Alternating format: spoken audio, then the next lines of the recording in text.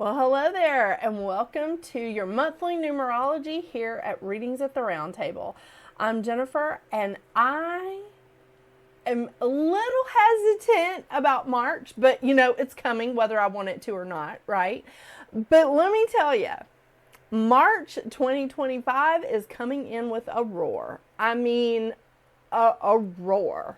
Okay, so the first day of March, March 1st, we are kicking it off in like real time with Venus going retrograde in Aries. Venus is going to be retrograde until April 12th, and it is going to retrograde, excuse me, it is going to retrograde back into Pisces later on in March. On March 3rd, we have Mercury moving into Aries. Now, this is a good thing because Mercury is not overly fond of being in Pisces. It rules, Virgo and Gemini. So being in Sagittarius and being in Pisces is not comfortable because it's opposing the signs that it rules. So Pisces is not the most comfortable place for Mercury. So it is good that Mercury's moving into Aries. But there's more on Mercury this month. Of course, on March 4th and March 5th, we have Fat Tuesday, Mardi Gras, and then Ash Wednesday. So I just wanted to throw that in just for fun. And another just for fun, on the 9th of March, we have Daylight Savings Time. So I know not everyone does that. Like in the U.S., I'm finding that out. But it's happening in some places in the U.S., Daylight Savings Time. So don't forget to set your clocks ahead. On the 14th, okay, here's a big one. On the 14th of March, we have a full moon in Virgo that is hitting its peak at 2:55 a.m. Eastern Standard Time. It is also the lunar eclipse. So we have Virgo and Pisces moving into the ecliptic, and Aries and Libra moving out. All right, because North Node went into Pisces in January, so that puts South Node in Virgo. This is our first one in Virgo and Pisces. So the full moon in Virgo with the lunar eclipse on the 14th is like putting us in that different ecliptic, that different feel. On the 15th, just after that powerful full moon lunar eclipse in Virgo,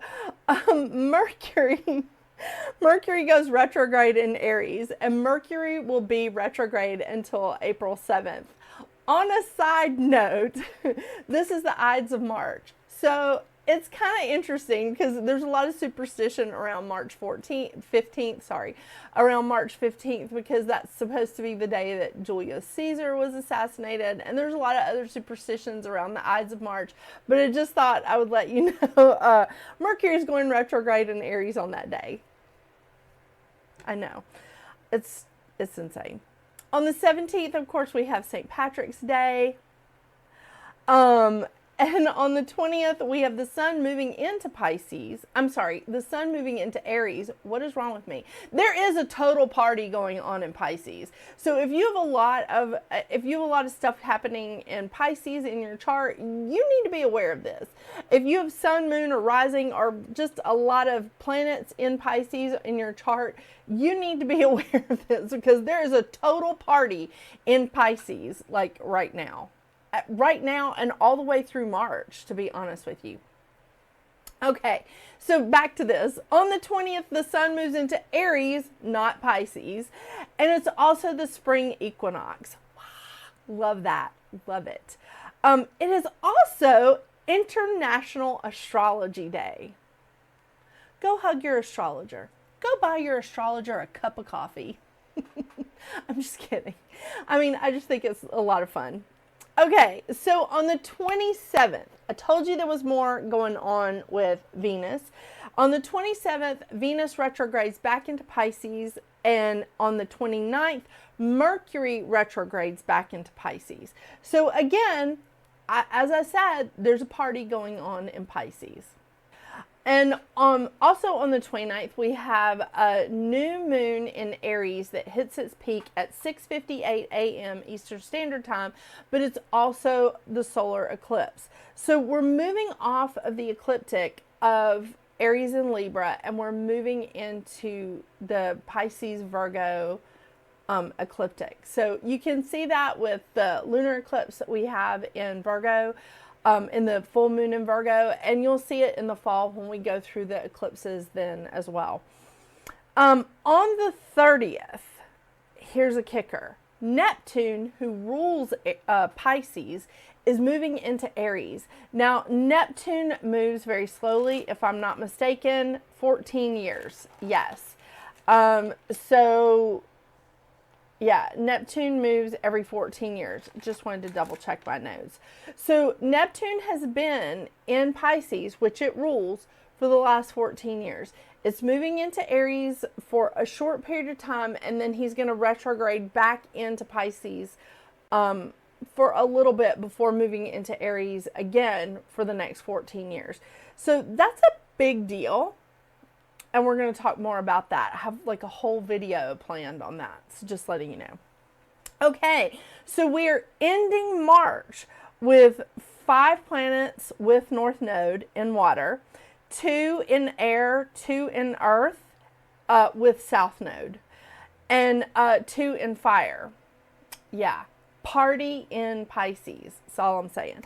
So we have the Sun and Neptune in Aries, Uranus in Taurus, Jupiter is in Gemini, Mars is in Cancer, and thank goodness, like, Mars is going direct on the 23rd of February.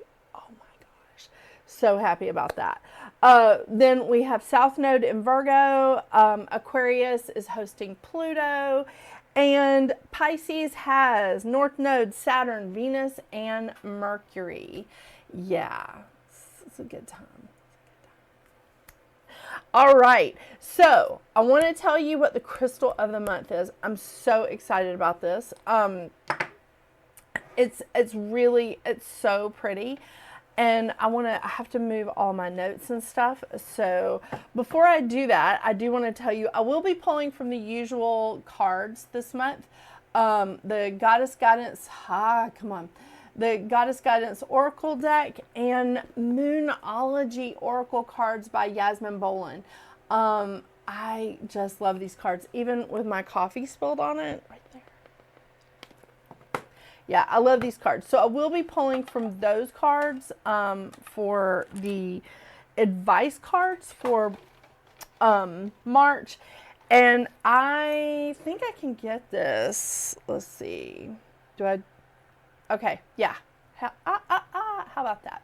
Okay, here we go. So, the crystal of the month is petrified wood. And I don't have that many pieces of petrified wood because it seems to sell really quickly. I don't know what it is, but in my booth, this stuff sells like hotcakes. It's amazing. So I picked up these pieces all at this wonderful Natural Treasures Incorporated. They're out of Pittsburgh. I picked them up from, I picked these up from them. These are so beautiful. They are so these are wonderful because they've definitely been polished. And I love that you can see like the different colors and the different textures in these. Here's 2 small pieces. And you can really see like there's a lot of different colors. Most of them are like sort of this reddish brown color, but there are light browns, there's blacks, there's like, this one has both light brown and red in it. There's even like little streaks of white here and there. They're absolutely gorgeous. Okay, I jumped the gun and put my notes down because I wanted to read this. The petrified wood is an energetic cleanse. It promotes balance and calmness. It grounds energy. It dissolves emotional fears, and it encourages inner peace. I think this is so important, like really during this time when we have Mercury and Venus, like both retrograde in Aries, both going back into Pisces. There's a lot of things like happening right now that I feel like we need some balance, and I feel like this is it's also a year of release. It's a year of the 9. I may have mentioned this once or twice, but I think this is a pretty important thing to have this emotional cleanse.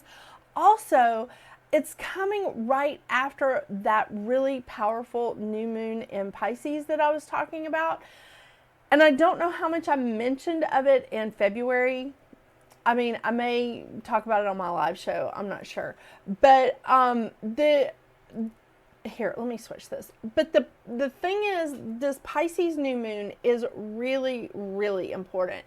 It is like an emotional new beginning. It is a spiritual, like, fresh start, new beginning. And it is a powerful time for you to manifest. But you do have to clean out the clutter before you start bringing in new stuff. And I love this because this, if we haven't hit it by the time that you're watching this, the Pisces new moon is on the 27th.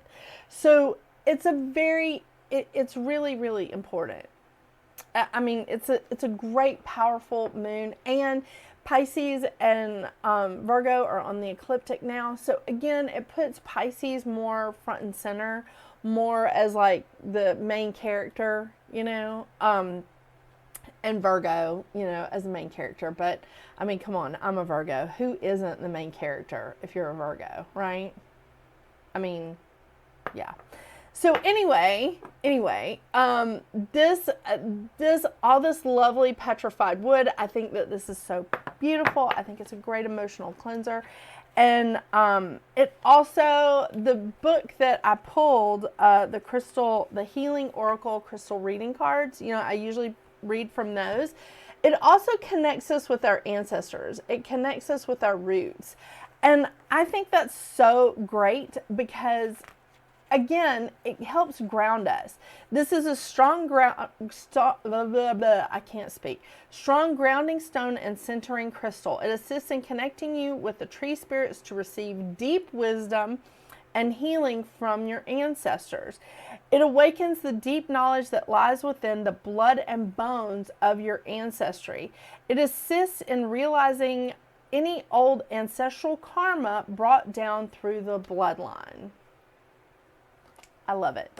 Love it, love it, love it. So let me know what you guys think about it. Again, this card is such a perfect illustration of how different each piece of petrified wood, I feel like, is just very, very unique. Yes. And speaking of unique, let's see what your individual numerology is for this fantastic and very motivating month of March.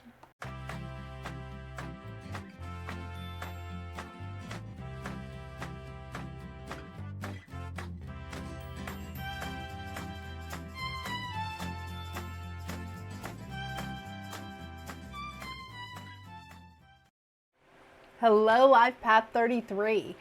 Okay. I think that March is going to be a very interesting month. And after I have done like all these videos today, because I batch record my videos. So after I have done all the numerology for today, and you're next to the last, I just want to say that I think that this is going to be a challenging month for all of us. Like, March is going to be a challenging month for all of us just because Venus retrograde is so heavy. It really is. For some of us, it's going to be heavier than for others of us. For you, it's going to be a little bit heavy because you also carry the foundation of the 6. And you guys like things in partnerships. You like for things to be very harmonious, and there is nothing wrong with that. Absolutely nothing wrong with that. The thing that does give you an edge this month is that you have a 9-month vibration in March, and we're in a 9-year. So it's like you're sort of doubling down on that energy, and it may help the situation out a little bit for you. Now, I will say that with Venus retrograde, it's not advisable to start any kind of new relationship during that period, whether it's a romantic relationship, a friendship, a business partnership, whatever. Because we're going to have a lot of ups and downs and a lot of things happening in our current relationships anyway. Because that's the nature of Venus. Venus also does rule our like material things, like our finances, material things that we have an attachment to. So you really need to be aware of that as you're moving into this 9 month. Because we also have that fun little spin on it with Mercury going retrograde too. But Mercury goes retrograde all the time. Venus only goes retrograde every couple of years. So, yeah. I want to remind you of your mantra, which is ecstatically and lovingly, I share my creative essence with the world. Now, I love that because you sharing your creative essence with the world is, it's a type of self-expression. And I think that's so wonderful because you support so many people with their self-expressions. But be careful of that this month, because it's not just about sharing self-expression. That is a form of communication. So maybe you might want to think about sharing your creative essence by journaling or by doing some painting or some crafts or something that just requires you doing your thing and not maybe involving new people. It is a good time for you to work with, like, again, the relationships that you currently have. Because you like to help people open their hearts and minds. Again, that's communicating and sharing your truth, because again, you carry the foundation of the 6. So this is very important that you watch your communication, that you be a really amazing, dynamic, and generous and compassionate person that I know you are, Life Path 33. But you also need to be that way with yourself. Working through this communication with Mercury and Venus, like powering down. I like how I'm saying that. This is going to be, it can be a little challenging. Yeah, it can be a little challenging. So with the 9 energy, and I know you've heard me talk about the 9 energy because I made a whole video for it for the 9 year. This is a time to be logical. This vibration is very logical and not as much that like ooey gooey emotional thing, which again is good, because with Venus retrograde, I don't think that we should, I'm not saying we shouldn't trust our emotions. That's not what I'm saying, because intuition is a very strong thing. But I'm just saying that it really is time to use logic during this period of Venus retrograde. It's also a really great time to remove clutter, both spiritual and physical. And the reason for that is because with Mercury in retrograde, it's a fantastic time to get to that hall closet that you've been wanting to get to, or your sock drawer. Go through some of those things. But, with your sock drawer, you don't really need to be emotional about that. You can be logical about it. I don't go through my memorabilia during this time because I don't want to be logical when I'm keeping my, memorabilia. I want to be a little bit emotional because I do have an emotional attachment to things that, I've carried around with me for 25 years. I know. This is definitely a time of choices. It's a time of cycle completion. It's a time of transition, and it's a time of releasing. The mantra of the 9 is, I embody the flow of this moment with courage to change. And we do have to have that courage to move on, to let go of things that are no longer serving us. So I know it's accepting endings. It helps us to bring about the new beginnings, the next phase, and again, I'm not going to sing the circle of life because I want to, but I'm not going to. But it's all about it is all about the bigger picture and that circle. Not going to sing. The shadow side of the 9 is fear of change, fighting change, which can lead us to be impulsive and moody, and it can also lead us to be a little careless with money. So, Venus, as I said, also rules our material side, which is our finances, our income stream, the things that we hold dear here in the physical. It's that pentacle energy from the tarot. And this being careless with money during a time of Venus retrograde is not advisable. It's not a good look. It's not a good feeling for anybody. So keep that in mind, okay? Bear that out and just think, okay, is there something more going on here? Do I feel like I need to just, drop this in my cart on Amazon? Might want to hold off on that. Maybe put it in the cart and let it marinate. Don't just hit that buy now button or that, like ready to order. I've had to train people in my family not to do that. I'm like, put it in the cart and let's just think about it, okay? Don't just like go buying willy-nilly. Hold on.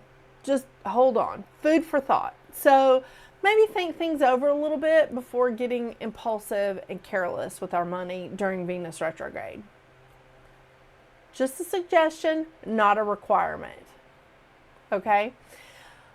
But with you, your shadow sides is lack of acceptance in yourself and others, which can cause a very negative domino effect, because if we stop accepting ourselves for like what we're feeling or how we do things and just be like, okay, well, I don't really like this about myself, but I'm willing to change. That's a different story than just not accepting yourself. It causes a negative domino effect in the fact that then we stop accepting other people for who they are. We stop accepting that they're also flawed human beings just like we are. So we don't need that kind of negativity, right? Having an inability to move beyond your comfort zone also ties in with the fear of change and fighting change, right? So these two shadow sides can kind of like feed each other, and we want to avoid that. Okay? Feel that energy. Like, acknowledge it and just be like, okay, I'm afraid to move beyond my comfort zone. I'm starting to fight this change. Acknowledge it. Understand that it's there, and then work your way around it. There's always a way around it. Yeah. The lesson of the 9 is to recognize patterns and let them go when they are no longer serving our well-being. Yeah. The lesson of the 33 is acceptance of self and others while seeking your vision outside of your comfort zone. It's pretty on target, right? Yeah. So I don't want to, this is not a frightening time. It shouldn't be a frightening time, but it is and can be a challenging time. I think you have a little bit of an edge here. Maybe not the easiest time, but I think you have a little bit of an edge here because you're doubling down in the 9 energy this month. So maybe that'll help you with the Venus and Mercury retrograde situation. I know. Let's see what kind of advice cards we get for you. And hey, look at it like this. April's going to be a 1 month. We'll see what kind of storm that brings, right? No, I love that. I love new beginnings. That's a fun time. Yeah. It's a supercalifragilisticexpialidocious time. Oh God, I hope Disney doesn't come for me for that. I mean, come on. But yeah, I think that April's going to be really exciting because, of course, Venus is going to go direct. So, Ooh, Artemis, the guardian. You and your loved ones are safe and spiritually protected. Wow. That's fantastic. You and your loved ones are spiritually safe and protected. I'm sorry, you're safe and spiritually protected. That's fantastic. That's awesome, Life Path 33.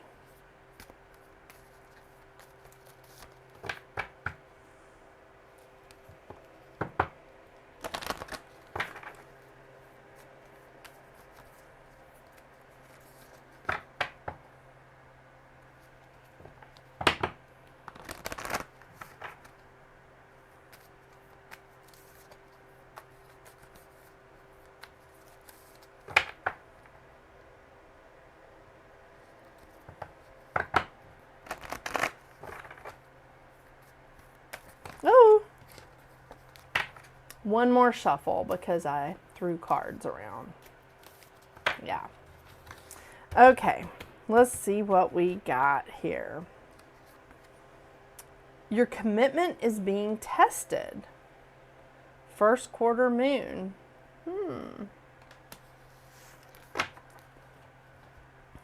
And really, this could be just be a phase change for some of your relationships. In any kind of relationship, right? It could be, where is that?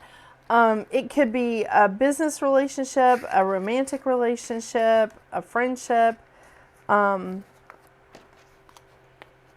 mean, that's what 9 is all about, is phase change, cycle completion, choices. So keep that in mind. Yeah. Okay, your commitment is being tested. First quarter moon. There could be some challenges coming your way, but they're just the universe's way of testing you. The first quarter moon calls for you to face any hurdles with confidence. What do you actually think is possible? If you believe you can do it, then you probably can. If you spend your life affirming that something is too big for you to surmount, it probably is, which is like stepping outside of your comfort zone. Yeah. Okay, sorry, I'm back. Do you believe your dreams will come true? Oh, sorry. See how that works? Do you believe your dreams will come true, or have you secretly already given up? Showing some commitment now will help you move towards your desired outcome. What you believe to be true is true for you, so believe in yourself. I am committed to my dreams and move towards them with confidence. I like that. I am committed to my dreams and move towards them with confidence.